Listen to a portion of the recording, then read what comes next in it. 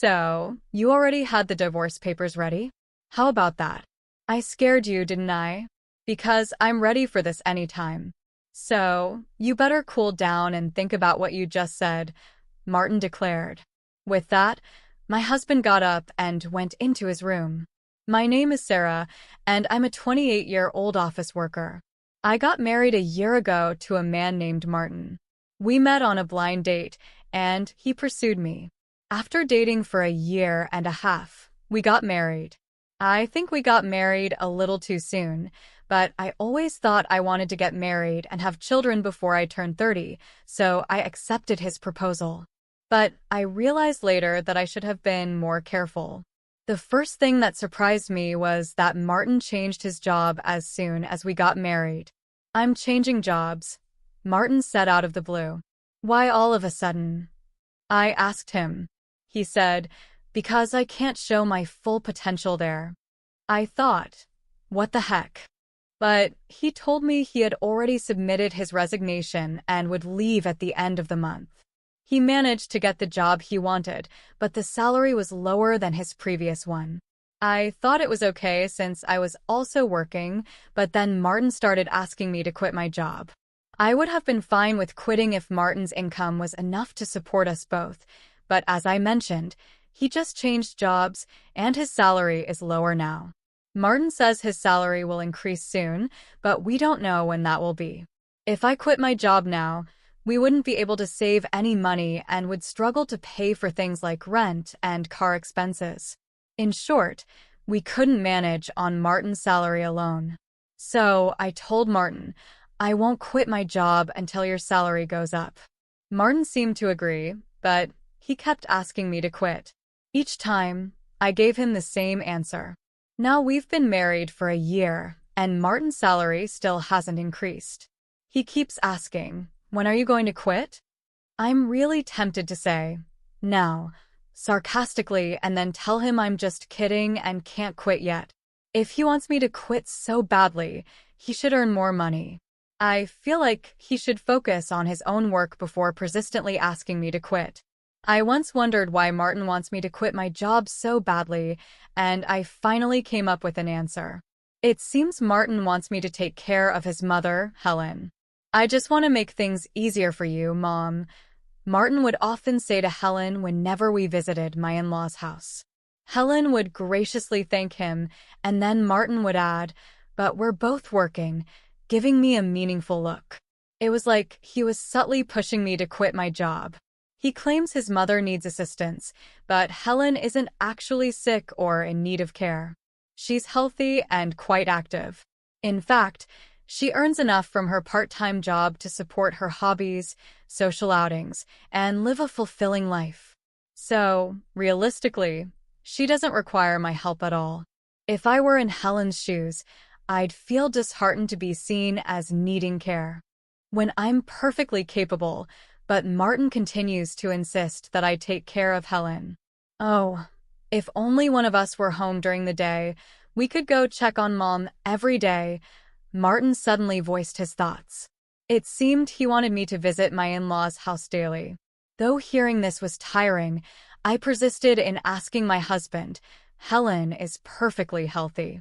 What exactly do you expect me to do?" Martin matter-of-factly responded, "There are plenty of things you could do. You could help with housework or run errands. There's a lot to assist her with." But Helen works part-time and spends time with her friends during the day, so she's not home much, right? I countered. "Even if Mom isn't home, you could still handle the housework, couldn't you?" Martin's words left me baffled. What is he saying? Am I supposed to be her maid? I thought to myself. Martin seems to be very concerned about appearances, especially in front of his parents. If he's so determined to care for them, he should handle the household chores himself. I wasn't interested in indulging Martin's pride, so I didn't quit my job and avoided visiting my in-laws on my days off. However, I did make sure to visit them during holidays like New Year's. Thinking back, Martin often gave me tasks when we visited my in-laws together. He'd ask me to clean up, assist his mom, check if anything was needed from the store, and so on. But I never acted on these requests. When he asked me to go to the store, I'd respond with, "Don't you know more about this area than I do?" He'd then say, "It wouldn't make sense if I did it." I don't really understand his reasoning. It seems like he just wants to control me and feel good about taking care of his parents, doesn't it?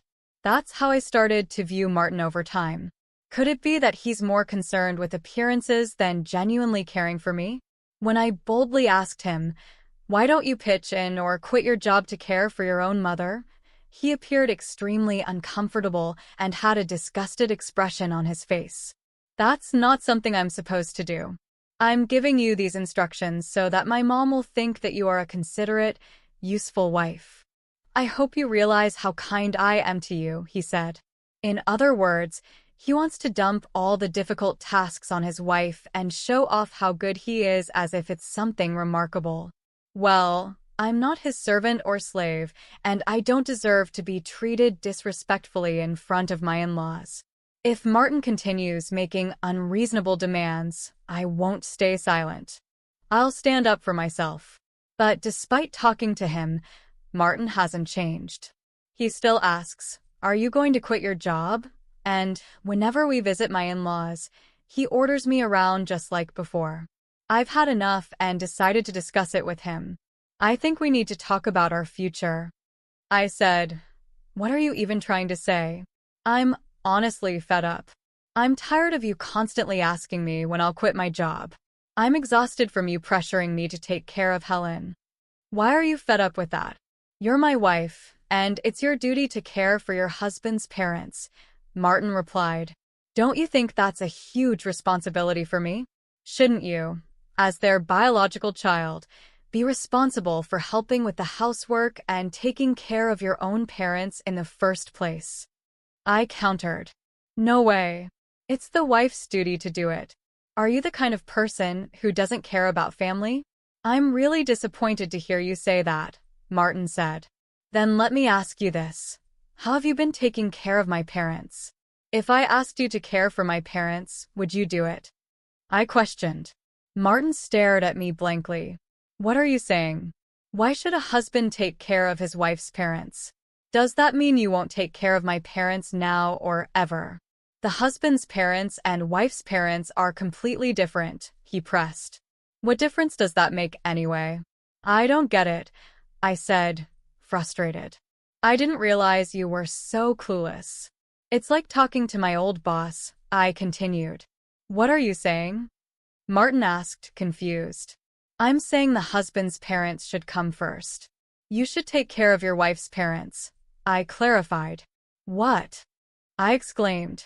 So, you only prioritize your own blood-related family? I'm so disappointed in you. I won't be visiting your parents anymore. Huh. Why would you do that? Enough is enough. I'm the one who wants you to stop this nonsense, I retorted. No way. How dare you talk back like that? My mom is right, Martin shot back. Mom was talking about you. She said you're a badly behaved wife. That's why she gave me this. With that, Martin pulled out a piece of paper from his bag. It was divorce papers. What? You already had divorce papers ready? I was shocked, but Martin seemed strangely proud. See, I scared you, didn't I? I'm prepared for this anytime, so think about what you just said, Martin declared smugly before leaving for his room. Unbelievable. Why is Martin so selfish? And that look of triumph on his face. It's clear the divorce papers are a threat to make me obey him. The fact that Helen was involved made me even more suspicious. Martin is acting like a puppet for his mom, trying to control me while following her orders. It's ridiculous. I won't let Martin have his way. How can he not see our marriage is in trouble when he acts like this? His lack of understanding just annoys me more.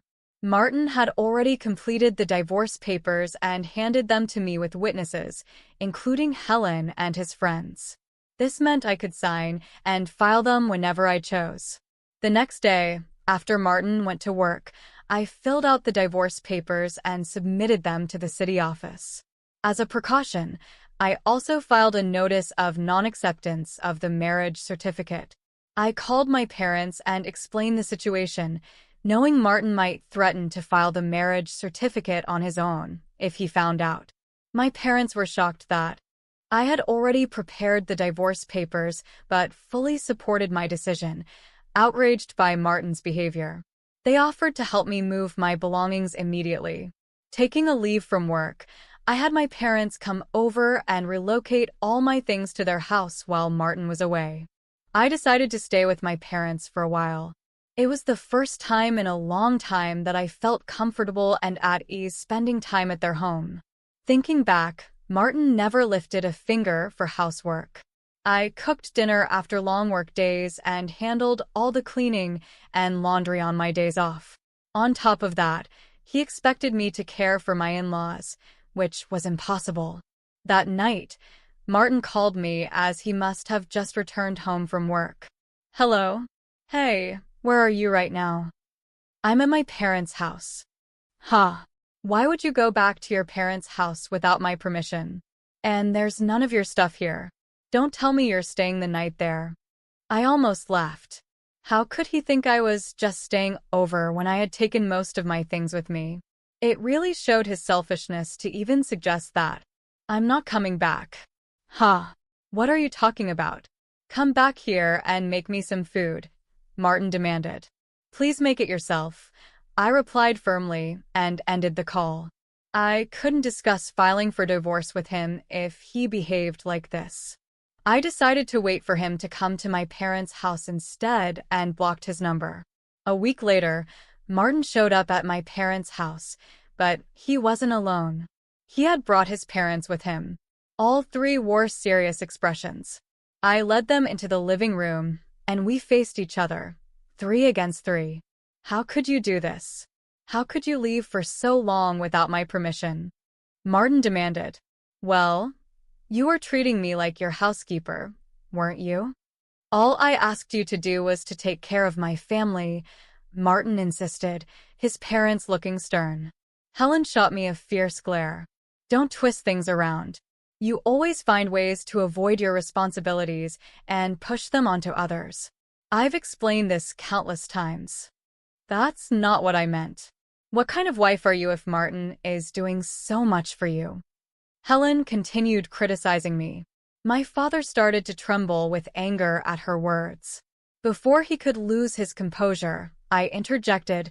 Martin told me to quit my job and care for Helen, saying it's my duty as his wife.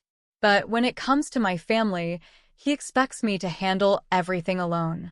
Ultimately, Martin wants obedience and uses me to care for his parents while taking credit for it.